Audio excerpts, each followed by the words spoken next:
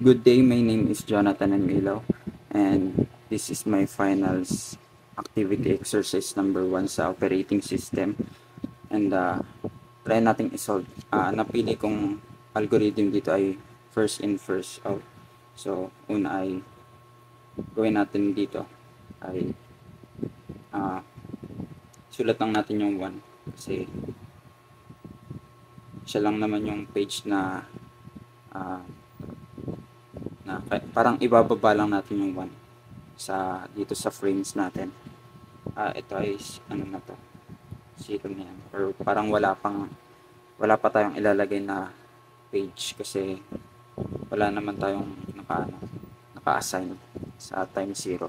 So sa time 2 naman, kumbaga idadagdag lang natin yung 2. So 1, 2, nire-write lang natin itong 1. Sa time 3, ganun lang din, sulat lang din si number 2, parang kokopyahin lang natin. Sa time 4, sulat natin si 3 hanggang dito sa frame 2. So 1, 2, 3, and then i-check pala natin yung mga yung ito page fault to. So i-check natin yung 1, tsaka time 2, time 3, tsaka time 4. Kasi page fault sila, wala silang nabago. Kumbaga dinagdag lang natin yung mga page na to dito sa frame. So, and tama na tayo, 1, 2, 3. Binaba natin yung 3. So, si 4 naman, ibababa natin si 4. Pagkababa, sulat natin si 1 at 2 at 3. Tapos page fault siya. Wala tayong binago sa kanya. Ngayon, dahil first in first out to, may dumating na 5. So wala na tayong frame dito na pang 5 dapat. So ang gagawin natin, since first in first out to, pwedeng ito tinuro sa akin ng teacher ko to. So isulat muna natin tong mga yung mga pages para hindi natin makalimutan. So 1, 2, 3, 4. So since si 5 ay dumating or parang pumila, dumating siya, ilalagay natin siya sa pinakababa. Kakailanganin natin to, si 5 sa baba, kasi mapapalitan siya. May mapapalitan siya. So since first in first out to,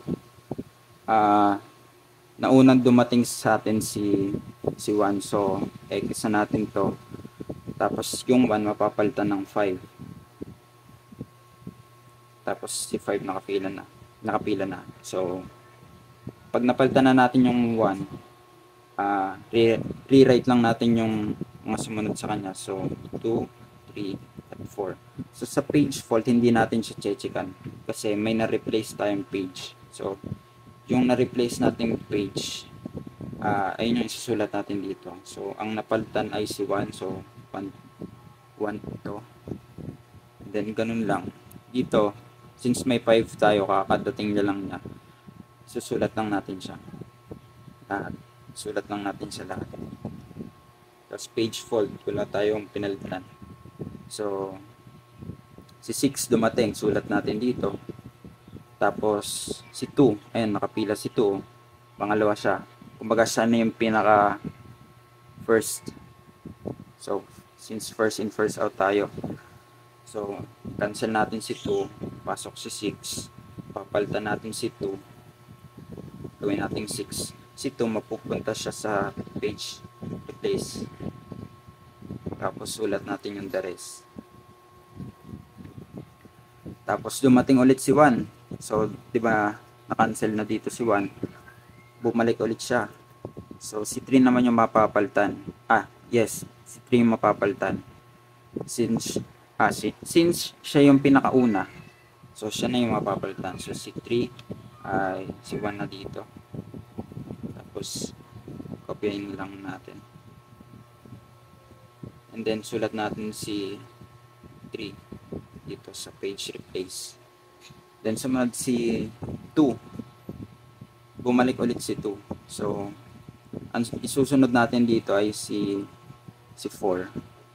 So, pasok dito si 2 and then na-replace si 4. So, dito ay si 2. Dito naman yung 4, isusulat natin siya sa page replace. So, 4. Tapos the rest, kokopya lang natin. So, si 3 naman, dahil nawala si 3, papasok ulit siya dito. Pipila ulit siya. Ngayon, si 5, yung pinakauna natin. So, kung hindi natin yan nilista ng parang nakapila or pababa, parang malilito tayo. So, maganda ng sinulat natin siya na parang ganito, nakapila siya. So, dahil pumila si 3, mapapalitan si 5. So, dito si 3, dito si 5. Tapos, i-write lang natin lahat. Tapos, dumating ulit si 4. Dumating si 4. So, pila si 4, tanggal si 6. Papalitan natin si 6 ng 4. Tapos, kopyahin lang natin. So, ayan. 3, 4, 1, 2. So, ang napalitan natin ay si 6. So, 6 dito sa page replace. Tapos, since may 1 tayo, kokopyahin lang natin yan. Ayan. Ito, may 1 tayo. So, kopyahin lang natin yan. Tapos, i-check natin yung page fault. And then, si 5. Dumating si 5. Dahil na-cancel siya, dumating si 5. Ang tatanggalin natin dito ay si 1 ulit. So, ang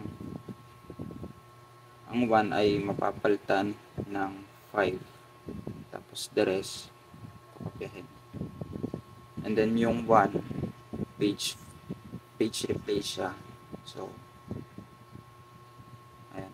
Ang page replace natin ay 1, 2, 3, 4, 5, 6, at 1.